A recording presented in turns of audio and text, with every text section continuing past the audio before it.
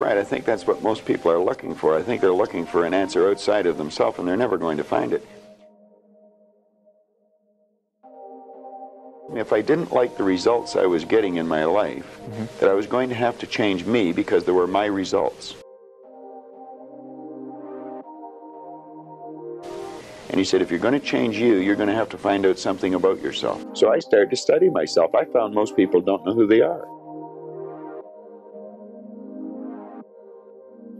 They really don't. What do you mean? I mean, I know my name, I know my age, I know where I live. Yeah, that's not you, though. You know, that's what just size, it. If you ask the average person who they are, they'll give you their name. They'll say, I'm Bob Proctor, but I'm not.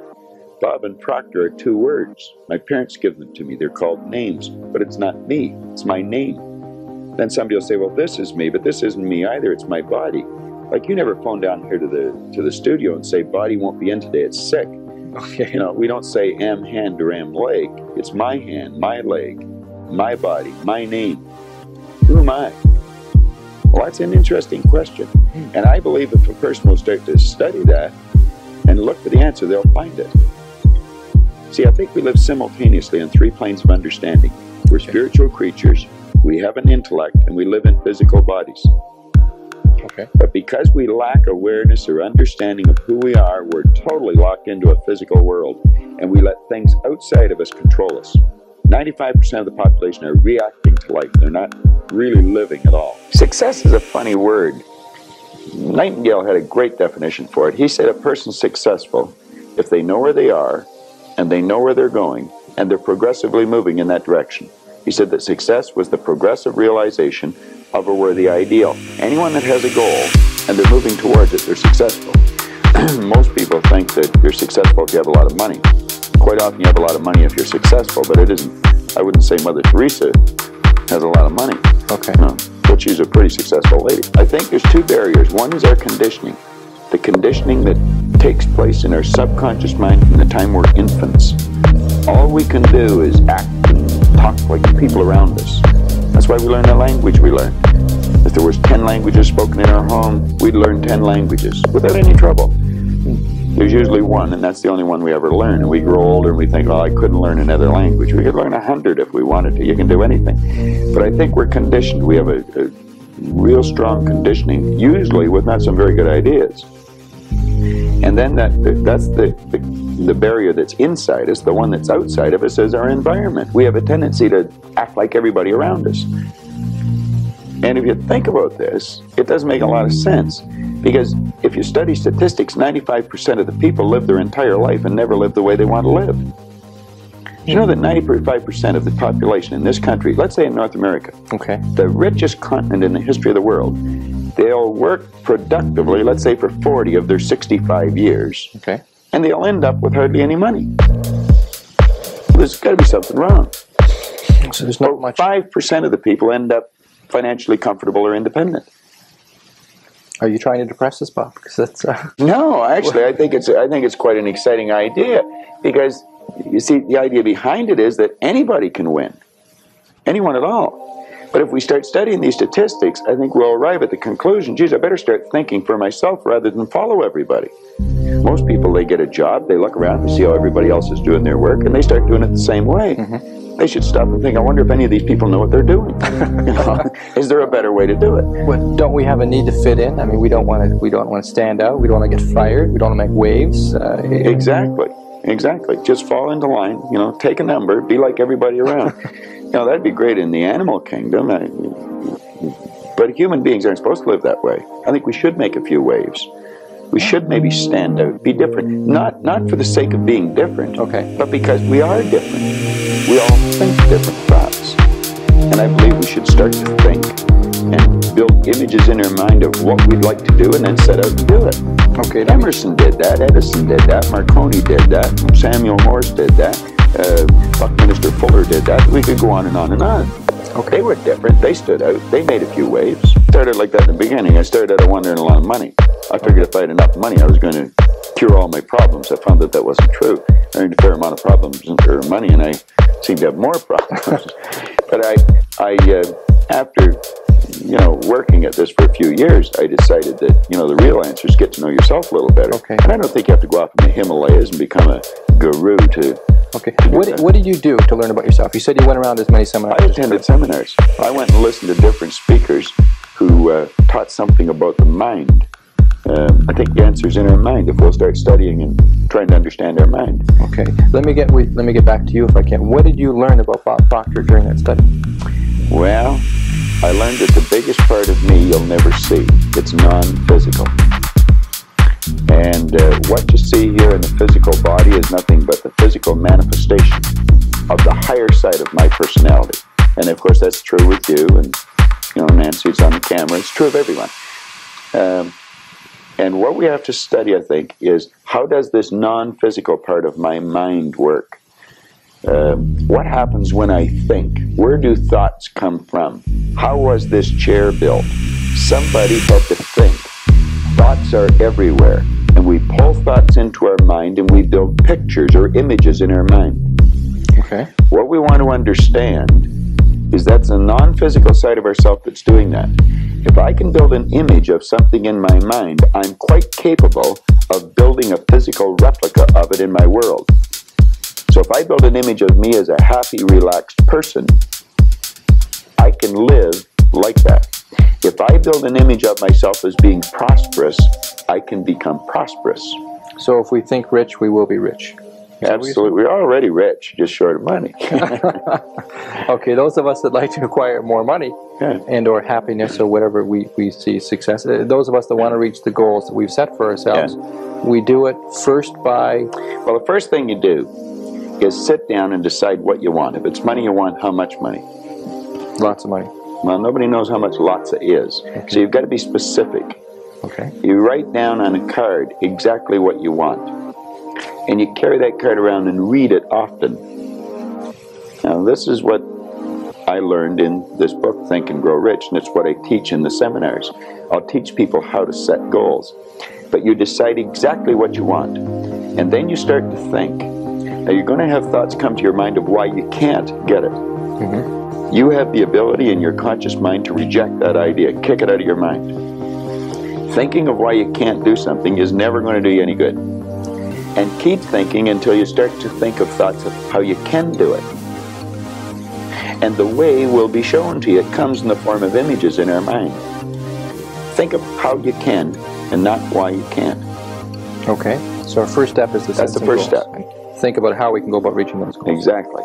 And just think of how you can. Now, I would say before you get into that, you should get a good book and start to study it. Select a person who is already doing something that you'd like to do. Get to know that person. Mm-hmm. Go to the experts for advice. Don't ask the person next door, your mother, father, brother, or the guy that works beside you, because they don't necessarily know. There's no point in asking the person how to earn a lot of money if they're only earning $10,000 a year. They don't know. If they knew, they'd probably be earning a lot. It's like, don't go to a sick doctor if you want to get healthy. Okay. So you find someone that you can go to for advice. Get a real good book and lock into that book and start to study it. Like, I've had this one that looks like a Bible, but this is Napoleon Hill's book, Think and Grow Rich. I've been reading this thing now for 23 years. I'll probably read it for another 23 years. I got another good book that I brought over here today. It's called The Power of Your Subconscious Mind. I'm not getting commission for selling this. The author's dead now. He's been gone for a couple of years. But Dr. Joseph Murphy wrote this book, The Power of Your Subconscious Mind. And that's probably one of the best books that you're ever going to find, because you're going to learn something about your mind when you read this book. Okay. Now, I read a lot of books. I've got probably 1,000 books sitting in my den at home in my library. But the one that I carry it everywhere I go, and I read it all the time, is Think and Grow Rich. I never stop reading it. Now, where's the value for you to reread that? I mean, you must know it well enough that... I think I could probably recite it verbatim. But the secret is, I once read in a book where it said, when you read a good book through the second time, you don't see something in it that you didn't see before. You see something in yourself that wasn't there before. You see, when I read this, I create a greater awareness. Let me just read you one line out of here, 2 lines. Okay. Hill said, the missing link in all systems of education known to civilization today may be found in the failure of educational institutions to teach students how to organize and use knowledge after they acquire it. He went on to say that we should understand the real meaning of the word educate. It's not going to a brick and mortar edifice for 25 years. That's gathering information. You'll probably develop your memory, but I would question how well you develop your mind. And I'm not against education because I encourage my children to go to school, as we know it. Now, he said the word education comes from the word educo. And he says it's derived from the Latin word educo, meaning to induce, to draw out, or to develop from within. An educated person is not necessarily one who has an abundance of general or specialized knowledge. An educated person is one who has so developed the faculties of their mind that they may acquire anything they want or its equivalent without violating the rights of others. An educated person is the one that knows how to go and get what they want out of life without being selfish. In the sense, a researcher, somebody who knows what they're looking for and knows how to go about finding. Well, I think we should forever be involved in research because learning is a lifelong process. You never stop learning. Education means to draw from within. We're drawing on an infinite source. We've got deep reservoirs of talent and ability within us. We can learn to do anything. We have phenomenal powers. If we used our body like we used our mind, we'd probably just move our little finger. Okay. We don't exercise our mind enough. No. But we're not taught to.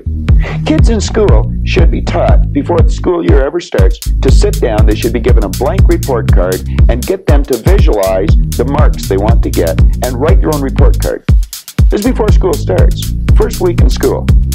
And then the teacher should say, now I want you just to concentrate on how to get that mark, and I don't want you to think of why you can't.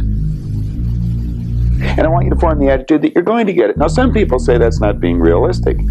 That's being very realistic. That's following the success principles that go back 6,000 years in recorded history. That's how everything was accomplished. That's not engaging in fantasy thinking, in wishful thinking, in daydreaming we talk about. No. Well, that's where all greatness comes from. Greatness comes from fantasy. I would imagine that when Edison first saw the light bulb, he was fantasizing.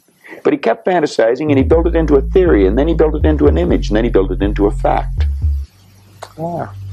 I mean, when I was a kid, it was a fantasy to think of going to the moon. Mm-hmm. We've been up there with cars, playing golf. Okay, you mentioned in terms of success principles, attitude, this business of attitude. Attitude. It takes in the way you think, the way you feel, and the way you act. Well, nobody can change another person's attitude. The only attitude we can change is our own. But you see, if management have the idea it's their attitude and we can't do anything about it, then they're not going to do anything about it. But if management arrive at the conclusion, yes, it is attitude, and let's teach the people something about attitude. Let's teach them something about themselves. Let's make them realize that they're worth something, that they're valuable, that the greatest resource we've got. Companies spend about 65% of every dollar that comes in goes back out on employees and wages and benefits, and yet management knows less about employees than anything else. They know more about the gadgets and the widgets than they do about the people. Okay, so your suggestion is we develop a winning attitude. Absolutely. Can you define that for me, first of all? What is a winning attitude? Well, if we can understand, let me digress for a second. The whole universe operates by laws, and there's a law of opposites. It's called the law of polarity. Everything has its opposite. There's a right and a left side. Mm-hmm. There's a front and a back, an up and a down, a hot and a cold, positive and negative, yin and yang. You know, well, you can think negative or you can think positive, but you can't think both at the same time. You're only going to think one way at one time. And we have to train our mind to think or look for the positive or the good in things. There's good in everything.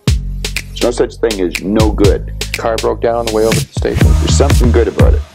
There's something good about it. Now, you may have to look to find out what it is. Okay. But there's something good in everything. There has to be a positive and a negative for anything to exist. There's a law of gender that decrees that. Science understands it. It's taught in science. Okay. But once we understand that there's this law of opposites, there's negative thoughts or positive thoughts. As the thought energy flows into our mind, we decide what we're going to think. Person's out of work, they can decide to think I can't find a job, but they can decide to think I can. If they're thinking I'm going to find one, then they'll start attracting a train of thought to them, figuring out how to find it. You really have to understand how your conscious and your subconscious mind works in relation to your body or your physical world to understand attitude. Gratitude should be taught as a subject in school ahead of reading, writing, arithmetic, or anything else. Because it's a person's attitude that's going to determine the marks they get.